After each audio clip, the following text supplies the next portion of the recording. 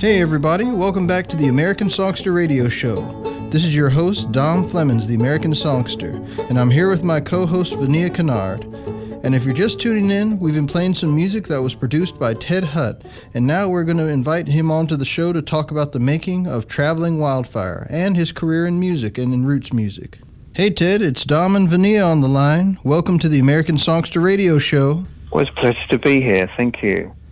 Yeah, well, we're talking a little bit about Traveling Wildfire and our couple of weeks of adventures in the studio, getting to this album here. And I think about one of the things you had told me when we were recording. We're going to be featuring Tough Luck at one point on the program, and when you did the rhythm guitar on that, I was telling you how great it is. I mentioned that it's not every day that I can tell someone just hit one chord and they could find the perfect rhythm that would land it right in that track. And so you had mentioned something about playing in those early pub sessions and how that was sort of something that brought you back there a little bit. I was wondering if you could describe that just a little bit for folks on the air. Yeah, I mean, I think first off, playing one chord's my favorite thing to do because I don't have to do much thinking. I can just kind of feel that all the way through the song. So thank you for that. And also, what a pleasure it was to play on the track with you. It's that was a special moment for me.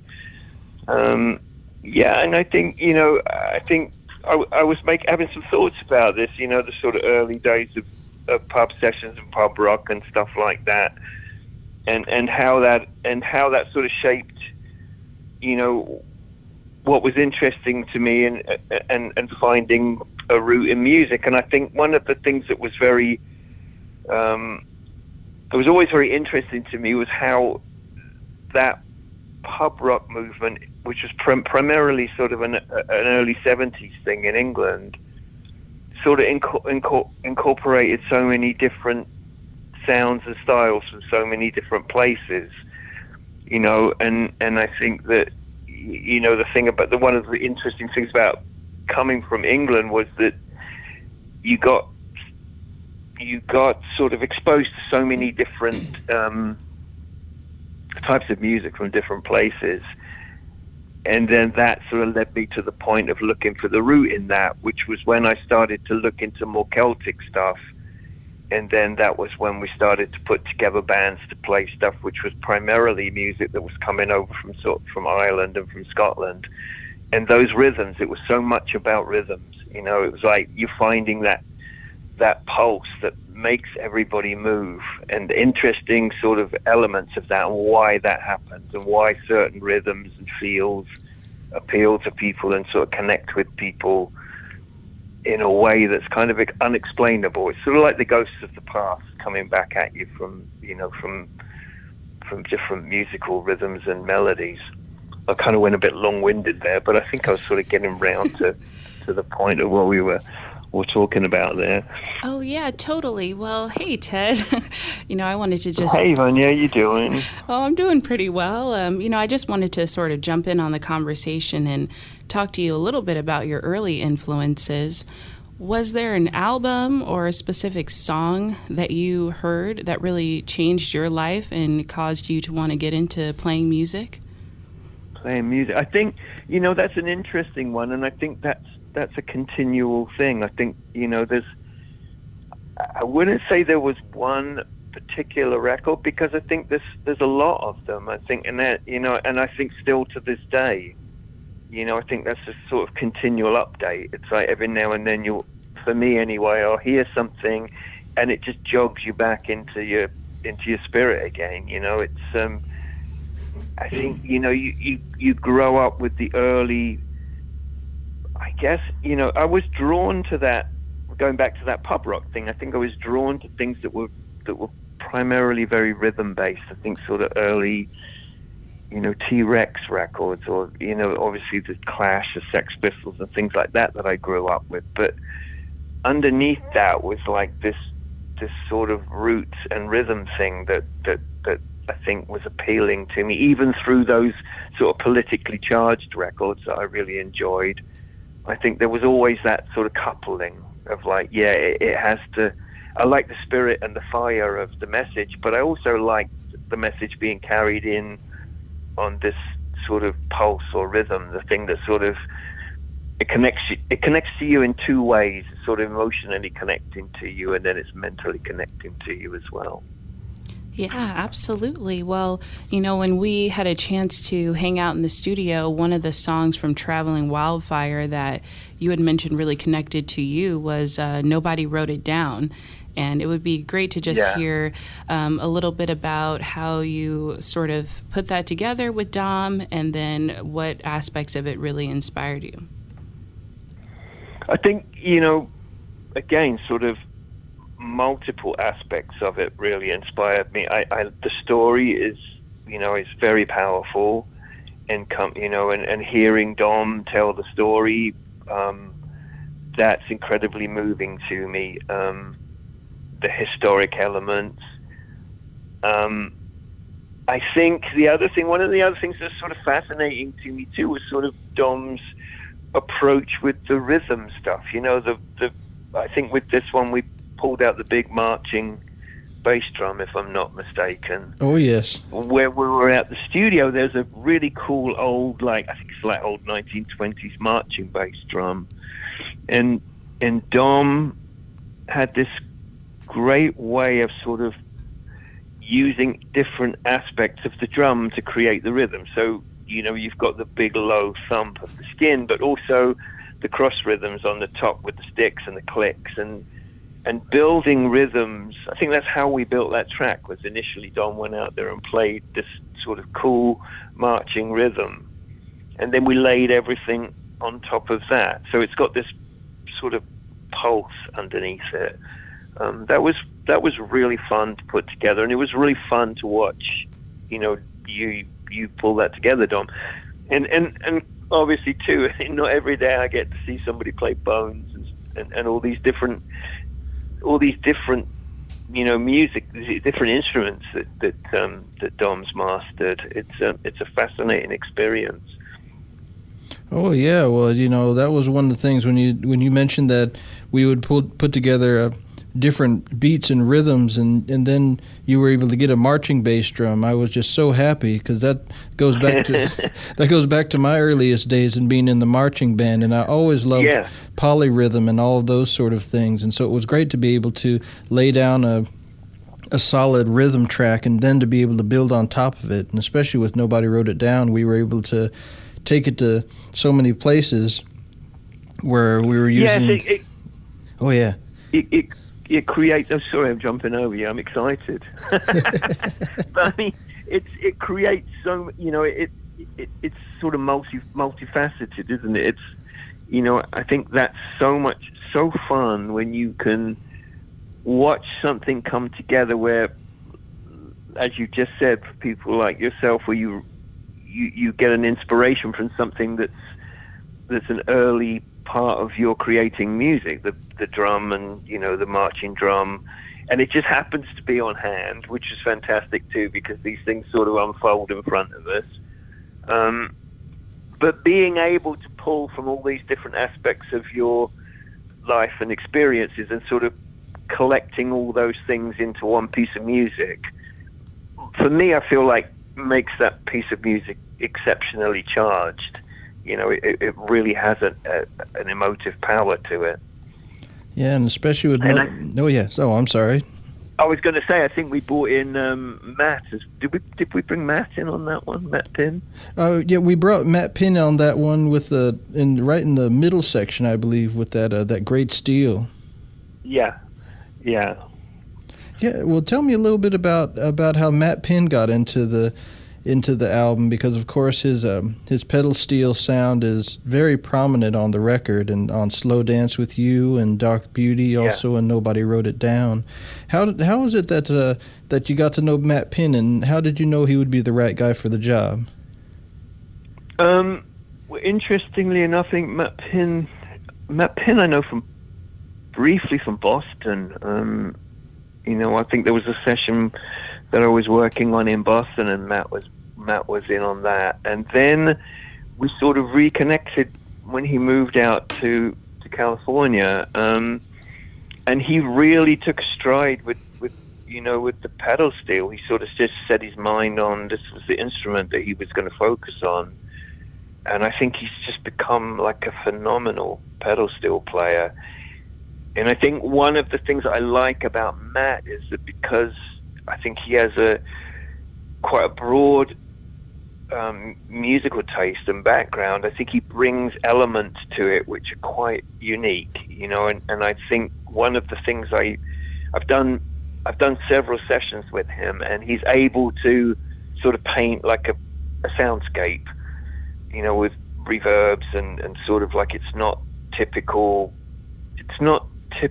pedal steel licks. It's kind of using the instrument as almost like an orchestra sometimes, and I just thought that would be beautiful on the Traveling Wildfire record, because I think it added to the cinematic, aspect of it, and tied some of the things that we were doing together, some of the rhythmical things and some of the space. I felt like Matt would really sort of find a way to color that, in a really, emotive, cinematic way. And I think he did a wonderful job. Yeah, I couldn't agree more. And I mean, he goes everywhere from Slow Dance With You is sort of more of a 70s country sound where it's sort of smoothed out. But we have other ones like If You Truly Love Me, which is a very traditional country sound. Yeah. And then we have like Traveling Wildfire, the title track, which is just this sort of ambiance, atmospheric sort of, I don't know what it is. It is very much like an orchestra. It has just these sort of like growls and screeches that just make the track just pop just so much. Yeah. Yeah, and so that's great there. I'm trying to think of, we had also David Hidalgo Jr. playing some wonderful drums on there as well. How did David come into the mix? Again, I feel like David, I've done a couple of records with David, and, he's just such a musical drummer, and I thought that was important on the record, was not to have somebody that was just going to come and sort of thrash, but somebody that was able to sort of really have an understanding of the musicality of what you're doing. And I think David was the perfect person again. I mean, there was a couple of tracks where we sat in the control room, and I'd play him through the tracks and say, "What do you think? Have you ideas on this?" And I think there was one particular one, maybe it was Big Money Blues or something, where he was like, I could push myself into this track because I'd really love to be part of it, but I got to say, this one is better with no drums on it. And I think sort of coming from that perspective, it's like he's really looking to serve the track, even if it means removing himself from it. And I think with his family history, that being around the Los Lobos camp, it's very evident that a lot of that musicality is sort of absorbed into David. He's a great drummer and a very easy communicator too. He gets the point that you're trying to accomplish. Yeah, I couldn't agree more on that one. And yeah, he came in and I, especially when I listened back to some of the tracks, like Song to JCB is one that I really just, every time I hear his drums kick up on that one, it just gets me moving, and he's just really has a great way of being able to communicate with that rhythm. And I just feel, isn't it, Dom? Yeah, it's feel. And even like a song like "Slow Dance with You," which is a waltz. He's very understated on it, but when you sit down and listen on multiple occasions, like I end up doing because it's my record,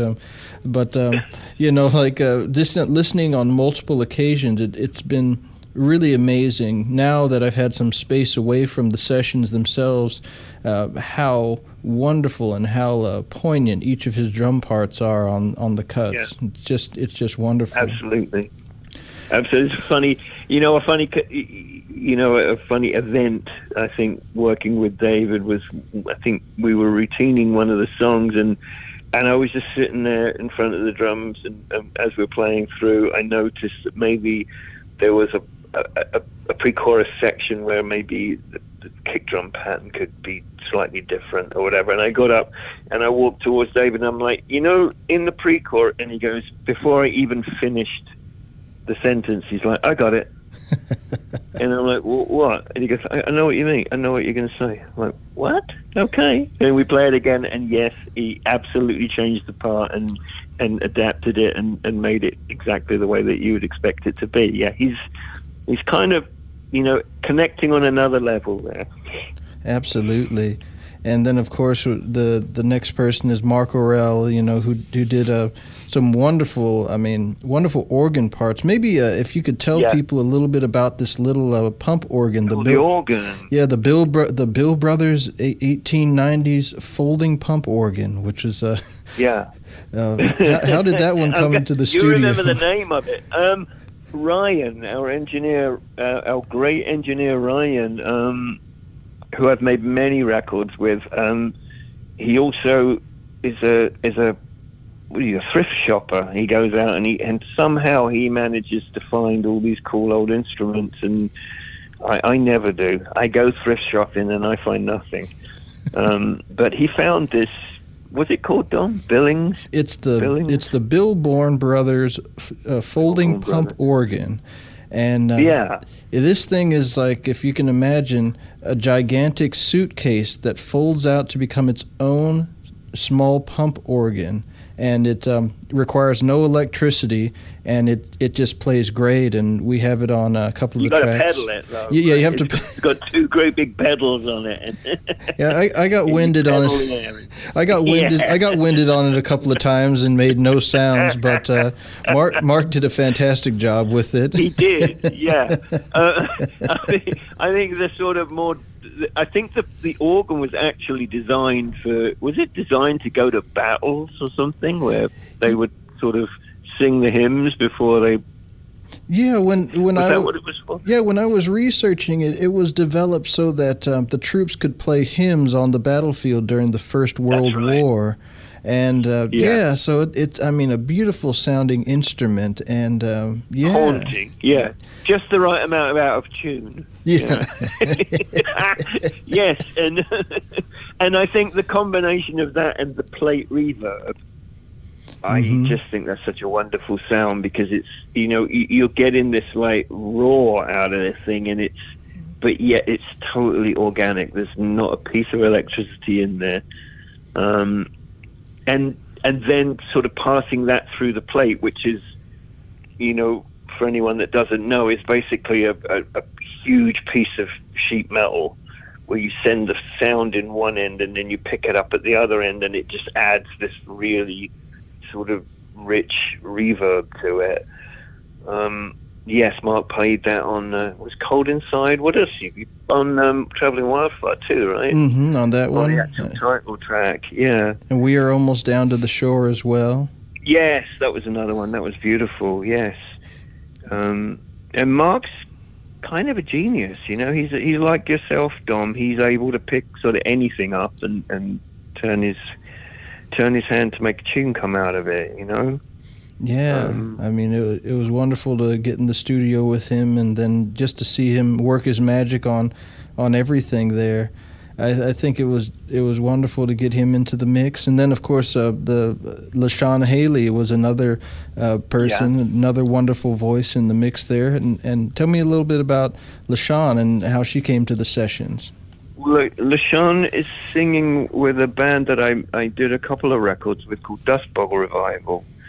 And she was a new addition to that band, but we had just tracked, I think, 4 songs, and I was really blown away with her voice. I thought, it seems like she's coming from the church, so it's got this sort of gospel-y element to it, but she's kind of raw as well, and she's great at putting the harmonies together, so I just thought she would be wonderful, especially on Almost Down to the Shore. And then as always happens when LaShawn comes to the studio, we start finding other things. Oh, let's put her here. Let's do. You always want to put LaShawn on there because she's just got such a rich, the voice sort of, if I may say it sort of enhances everything around it. So she's in herself, she's great, but it always has a way of turning the things that it's performing with to a higher level too, which is a great thing about, another great thing about making music, when you bring someone in and they play the part that makes everybody else's part sound even better than it originally was, Yeah, without a doubt. And there was just some wonderful moments. Of course, We Are Almost Down to the Shore and Song to JCB are ones where she's in the foreground, but then there's songs like Dark Beauty, where she has this wonderful oohs and ahs in the background that are really haunting and very spectral, and that was just great to have her in there. Yeah, and it's that those moments where you just get that sort of spine tingle, and I think that's which one was it? The one where she came in the middle? That was the little. I think that was Dark. I think that was Dark Beauty. Mm-hmm. Yeah, it was. Yeah, that's beautiful. Yes. Yeah, and I think that was one of those moments where we were like, can we find something on here? And then we passed her the track and said, just try something in there. And I think she sort of brought that part in. She pulled that part out of the air, and it was great. Absolutely. Well, one of the songs we're going to be featuring on the record section of the program is going to be the Walker Roaders with Smokestack Lightning. And fantastic. And tell me a little bit about that 45 single real quick, and then I'd like to talk about how the Walker Roaders do this really heavy electric blues sound, but then they couldn't sound any more different on Songster Revival. Yeah. Well, the Smokestack Lightning came about. We've all been fans of the song for such a long time, forever, I guess. And my manager called one day and he said, I'd really be interested to see what you guys would do with Smokestack Lightning. I'm like, really? I mean, it's a world apart. But then sort of going back from what we do, because we're sort of very Celtic based, and then Smokestack obviously is not. But then I started to re-explore this thread that I had, where it's sort of like the connection of music that we don't necessarily see, and how there's an influence from all sorts of different places that runs through so many of the different types of music that we enjoy listening to. And I wanted to try to create something that bridged the gap between what Howlin' Wolf was doing and then, what the Furies or the Dubliners were doing. So we took Smokestack Lightning and put a jig in the middle of it. And then also, while we were working on the song, I brought it up to James, who was singing, and he said, well, I've dug back and done a little research, and this reminds me of you, Dom, because he sort of went beneath the surface and sort of tried to dig deeper into the story, and he found a set of lyrics, and you might know more than I do about this, but it was from... It was the original lyric was written by the Memphis something. I can't remember the name of the band, but it was a whole set of lyrics that weren't the lyrics that Howlin' Wolf was singing, and those were the lyrics that we ended up using on our version of it. So the Pharaohs, something Pharaohs. Oh, okay, yeah, I'm not sure if I know that one. Yeah, that might be something to sort of look into, and I should probably learn about that before I speak about it, right? But you all did a phenomenal job, nevertheless, on it. So that's amazing there to reconstruct a whole song, and so it sort of matches with what what we ended up doing with Songster Revival in a way, because I brought in a melody that I had most of what I thought the melody should be, but I sort of left it wide open, and we ended up doing a co-write on it just to bring the melody together into a final form. And with the same unit of musicians, with James Fernley and Mark Orella and yourself, we were able to create a really wonderful, spectacular ender for the album Traveling Wildfire. And what can you say about being able to switch gears in that way with the group? Because of course Smokestack Lightning, very heavy blues vibe, but then Songster Revival has this sort of lighter, again, Celtic type of feel to it. It does, yeah. I mean, if you listen to the version of Smokestack Lightning that Orca Rodas did, in the middle section of that song is the part that I'm talking about where we go into a jig. Mm-hmm. And that's more relatable to, I think, what we did with this Songster's revival. It's a revival, right? Yeah, Songster Revival. Mm-hmm. Revival. Yeah, and I think I remember when you first played that, I was like, it instantly gave me a feeling of something that was, it sort of had a Celtic slant to it, and I was like, and my ears pricked up, and I'm like, wouldn't it be fun if we could include, James and Mark on this and sort of show that element, even within the context of the album that you were making, that there's still certain things which reach out and sort of embrace that Celtic thread. And I thought that song sort of did that, and bringing James in, who was the accordion player with the Pogues, who did so much for that, for that music. I just thought that was a wonderful moment. And I have a little video recording of the three of us, four of us, isn't it? Mark, James, you, and myself, mm-hmm. standing at the back of the studio playing that acoustically, and it's a really fond memory for me. I look at it every now and then, and it makes me feel really happy. Oh, that's wonderful. Oh, that's nice. You're playing you're playing the banjo, and then James obviously the accordion, and Mark with the guitar, and yes, it's that was a special moment, Dom. Yeah, absolutely. I couldn't agree more. That was and it was a great way to just sort of bring it all together, because the album has so many different moods to it, and it was great to be able to have this sort of just really light air to end out the album, to show that everything is going to prosper and be good and in the world, It's funny that it does have that vibe about it, doesn't it? Mm-hmm. It's a very optimistic feeling track, I think. Definitely. Well, I just wanted to jump in again and ask you one question that I've been wondering for a while. As a producer, how do you actually prepare for sessions with artists, and what did you think when Dom brought all of his instruments down into the studio? I know he brought like 15 with him. Were you just like, okay, we're going to go with the flow, we're just going to figure it out, or did you, listen to all of his albums and try and do some research of your own?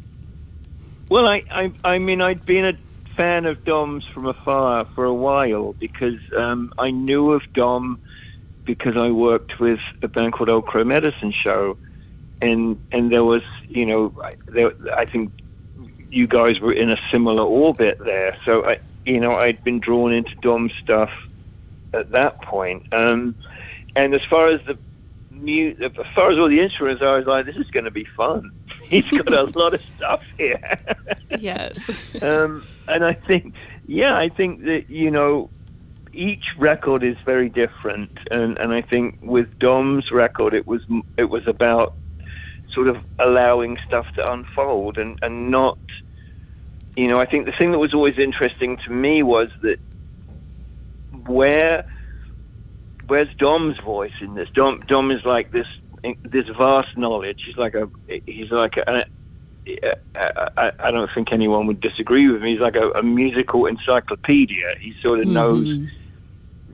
So he's so informed, and And what was interesting to me was, how do we use that, but then sort of pull in Dom and Dom's experiences and Dom's own personal songwriting and combine these two elements so that we get Dom's story. That was what was interesting to me in making this record.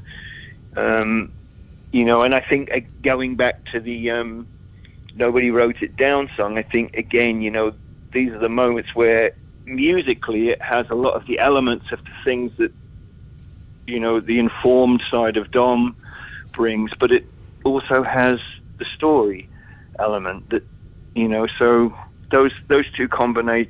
that combination of things was really appealing to me. And I think when he sent Traveling Wildfire, the actual song too, I guess you guys were driving and it was a moment and an experience that he'd written down. I thought, well, this is exactly what we're talking about. This is your personal life experiences, but carried in on a wave of the informed music that you've sort of absorbed and that you clearly have such passion for.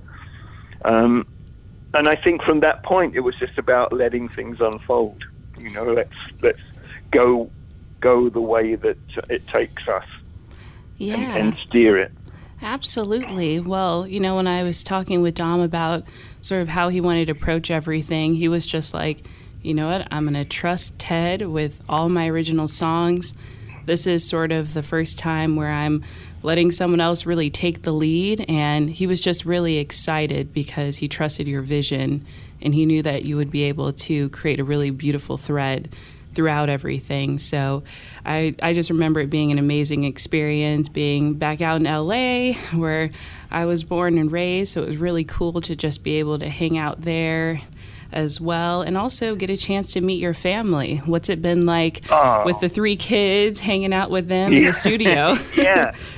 Yes. That was, and likewise too. I mean, that was a lovely way to wrap the session too. I think we all got some pizza and hung out, and both families were together. Mm-hmm. That was really beautiful. Yes.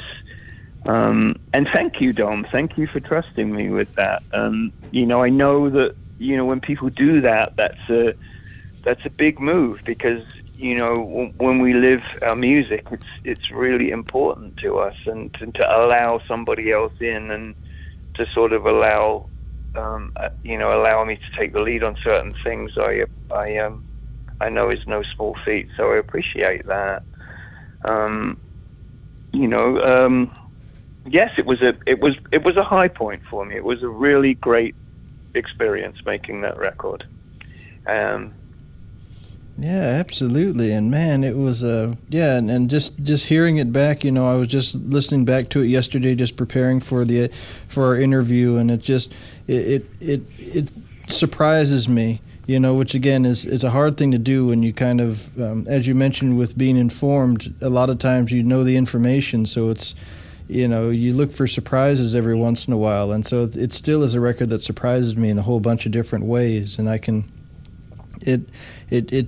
it sort of like knocks me out because I can't even believe it's me on a couple of the things, just because it takes it to such a level. It's a different version of you. It's a different version of me, it's just kind of because it surprises me, and sometimes Well, isn't that an interesting perspective? It's like there's the version of us that we see, and then there's the version of us which we try to dig down into when we're creating art.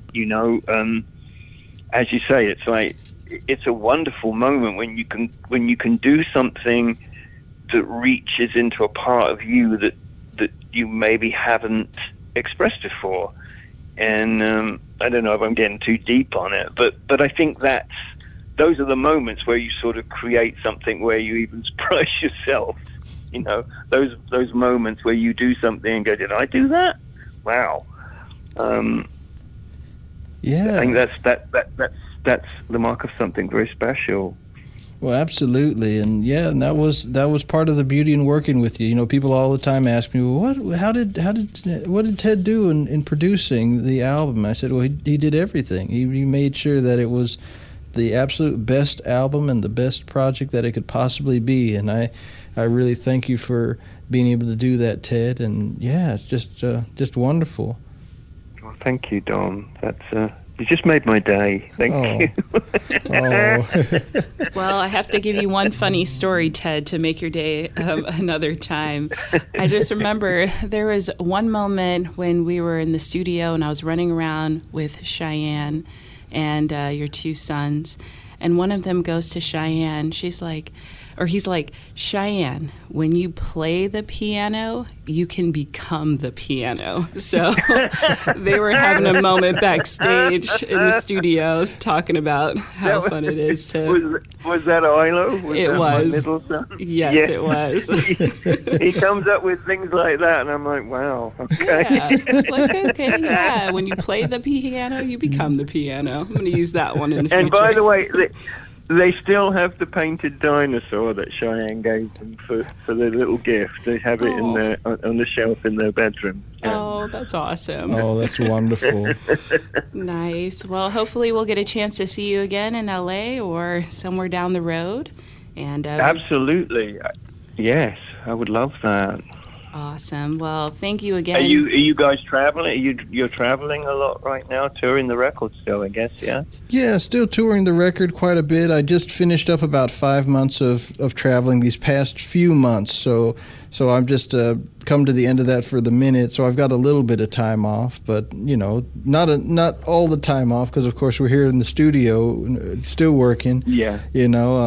But yeah, it's been going great. It's been really wonderful to showcase these new numbers and also to be able to play songs like "Slow Dance with You" and "It's Cold Inside," which is the one we haven't talked about. That's another one. Yeah, that's one of my favorite songs on the record. I mean, yes, that one goes deep for me.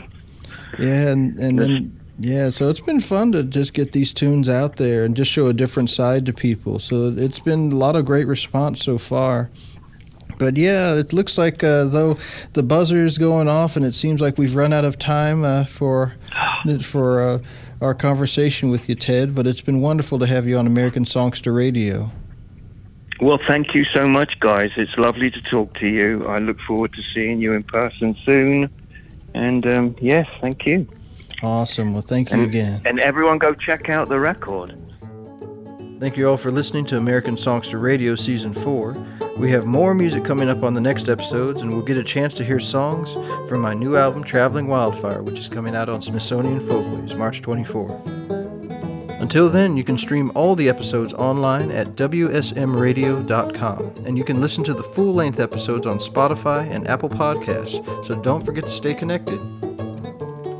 Lastly, make sure to check out my website, theamericansongster.com, for my tour and project updates.